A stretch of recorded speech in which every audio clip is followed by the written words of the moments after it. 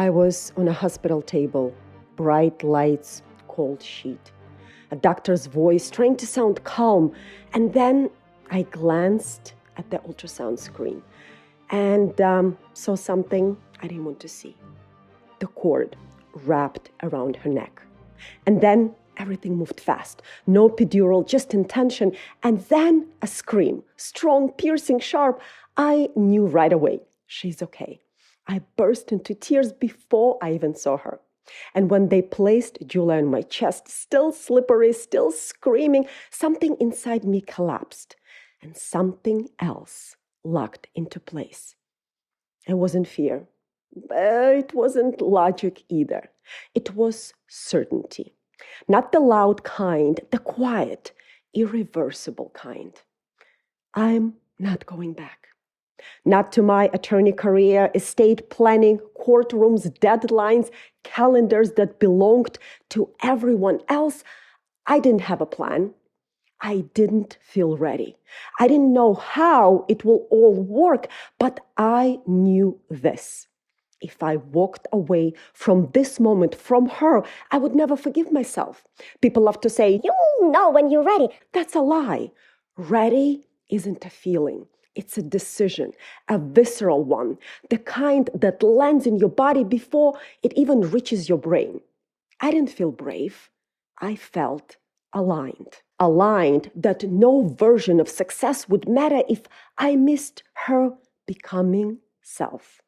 Aligned that I could figure out the how later, but I couldn't redo her childhood. Aligned that some decisions don't come with reassurance, only truth. And here is what I've learned since. The right decision rarely comes with calm first. Calm comes after you commit. You don't wait to feel safe to choose, you choose. And safety builds around the choice. If you're standing at the edge of something right now, if you keep waiting for certainty, permission, or proof, you may be waiting forever.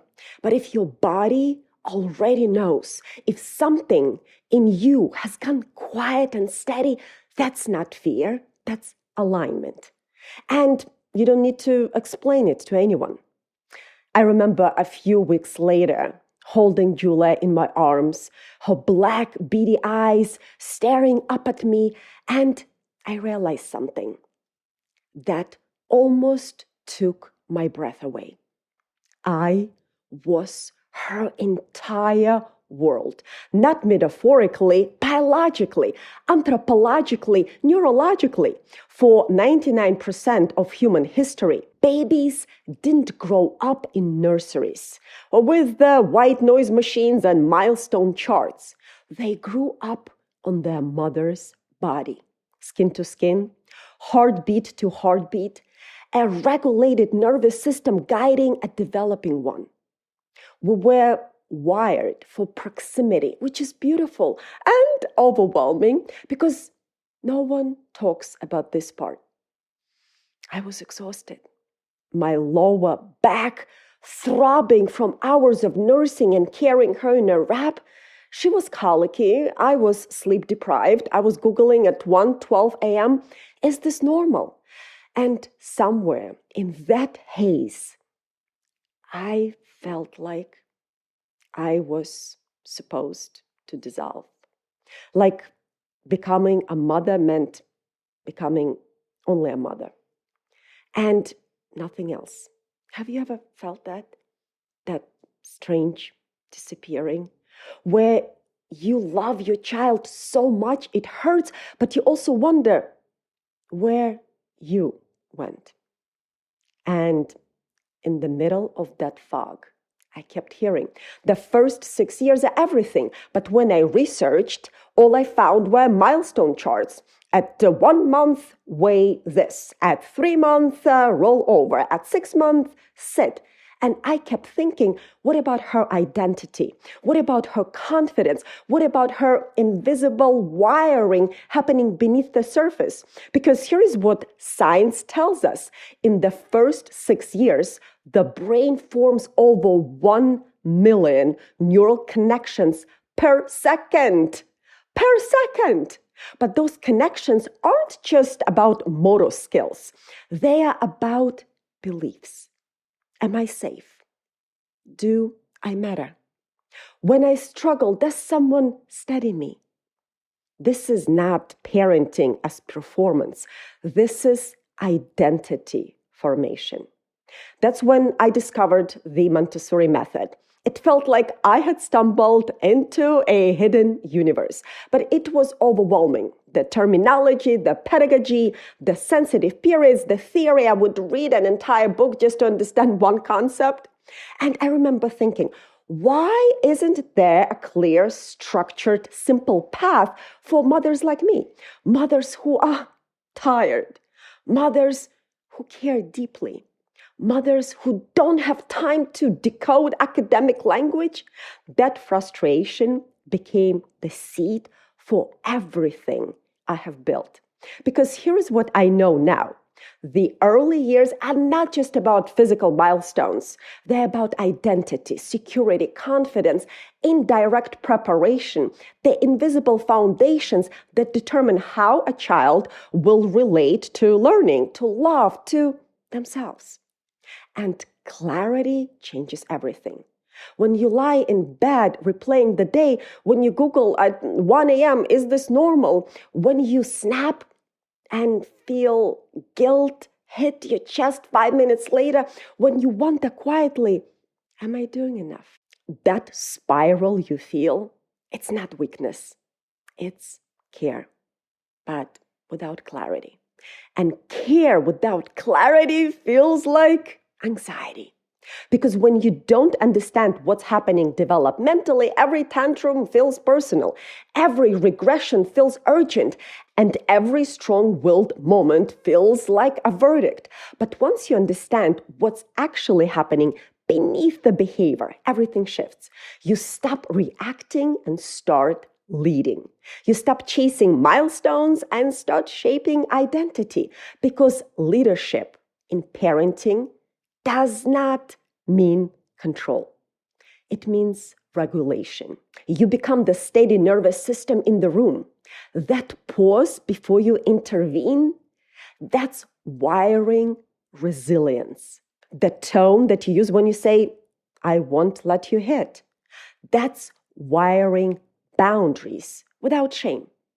The 10 minutes of undivided attention, that fills an attachment tank that no toy ever could. You see, you don't need more tips. You need clarity. Because when you understand the why beneath the behavior, you move differently. And your child feels that. Now, let me step into your world. You close the door after bedtime, and instead of relief, there is a knot in your stomach. You replay the snap. You rushed, okay, fine. When you handed over the iPad, the pause you didn't take. You're standing in the kitchen, repeating yourself for the 5th time, feeling tension climb your neck.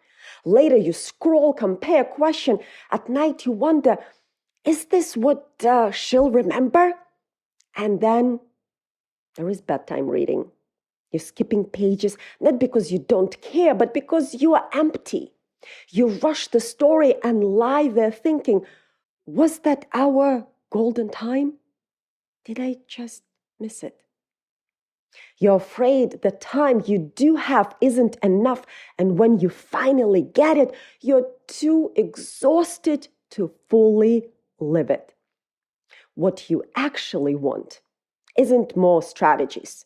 You want to feel steady, present, certain that even on imperfect days, you're building something solid. You want to lead your home with calm authority, without sacrificing ambitious, high-capacity woman you are. You want to end the day with a deep breath instead of a mental audit. You want to feel like yourself again. So let's shift this. Let me give you 5 small shifts you can try this week. And then watch what happens. 1, slow your response by 5 seconds before you jump in to help, correct, rescue, or fix. Just pause. Count to 5. Most of the time, your child is right at the edge of figuring it out. And that tiny pause, it builds frustration tolerance, problem solving, real confidence, not confidence borrowed from you, the kind that rises from inside them. The quiet, powerful. I did that. But when you rush in, you become the juggler in a circus, keeping every ball in the air so nothing drops. But when you pause, you become the gardener. A gardener doesn't tug at the leaves to force growth. She prepares the soil, ensures safety, and then steps back, trusting the process unfolding. Anthropologically, this is how children learned for most of human history. In small communal societies, adults weren't hovering entertainers. They were steady anchors. Children explored, imitated, struggled, tried again with a regulated adult nearby. Modern research supports this instinct. Dr. Angeline Lillard's research on Montessori education, including the landmark 2006 study published in Science, found that children in child-led environments demonstrated strong executive functioning, social skills, and academic outcomes compared to peers in traditional settings. Why? Because executive function, impulse control, working memory, cognitive flexibility develops when a child struggles just enough to solve something independently. And developmental psychologist Dr. Alison Gopnik explains in The Gardener and the Carpenter that when we raise children like gardeners, nurturing conditions instead of controlling outcomes, we foster adaptability, creativity, and resilience. So when you pause, you're not doing nothing, you are strengthening neural pathways for persistence. You're protecting intrinsic motivation. You are wiring, I can try again. 5 seconds, that's it. And you will begin to notice more independence, not because you pushed for it, but because you made space for it. Now, number 2, lower your language. So when emotions rise, lower your words. Instead of long explanation, lectures, and negotiations, use fewer, clearer sentences like, shoes stay on the shelf. Milk stays on the table. I won't let you hit. You see, clear, calm, grounded. Here's what most high-capacity moms don't realize. The more dysregulated a child becomes, the less language their brain can process. In heightened emotional states, the thinking brain, the prefrontal cortex, goes offline, and the survival brain takes over. Long explanations don't soothe, they overwhelm. But simple, steady language communicates safety and leadership. Anthropologically, children evolved in environments where cues were direct and efficient. A calm, firm voice signaled structure.